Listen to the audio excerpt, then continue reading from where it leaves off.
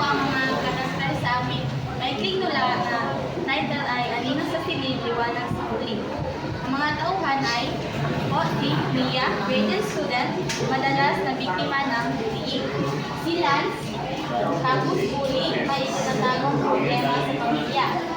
Si Ana, kaibigan ni Mia, supportive at mabait. Si Marco, kapatid ni Lance, sangkot sa substance abuse.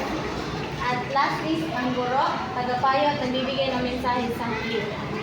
Ayan na yung mahina oh, hindi naman masyadong nag-review. Wala naman. Hindi ko naman sinasaktan. Pwede bang tigilan mo na? Hindi ka nakakatulong. Walang point sa akin. May pera ka? Kailangan ko lang ng pang, alam mo na.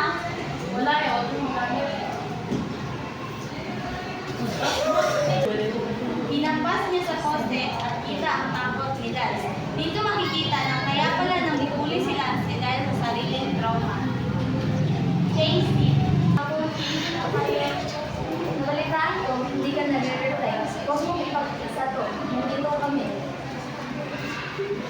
Mahalaga ka at hindi mo kasalanan ang pag-aaking mo.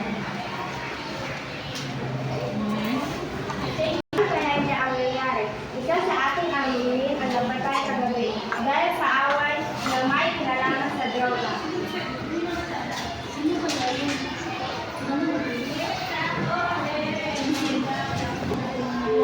Narinig ko ang nangyari. Pasensya na kung may nagawa ko. Hindi ka nag-iisa. Bakit niyo ako pinapansin? Hindi ko, sinasaktan ko naman kayo, di ba? Dahil alam ko na pakiramdam na walang kakampi.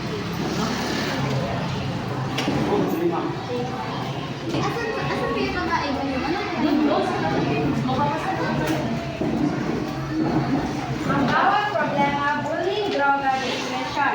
May ugat pero may solusyon kapag may handang makinig. Walang kasalanan, hindi kayang itama. Walang sugat na hindi gagaling. Walang estudyante, walang pag-asa. Yun lang po ang Gusto ko pera kung iwan ang niya. mensahe ko ng aking tula ay ang pagbabago ay nagdulot ng sugat, pero hindi nagtatagos ang buhay sa mga nagkamali. Kung may nakakaranas ng depresyon, bullying o pamilyang may buhay, laging may taong handang tumulong. Hindi ka nag-iisa. Okay, a round of applause to group number 2.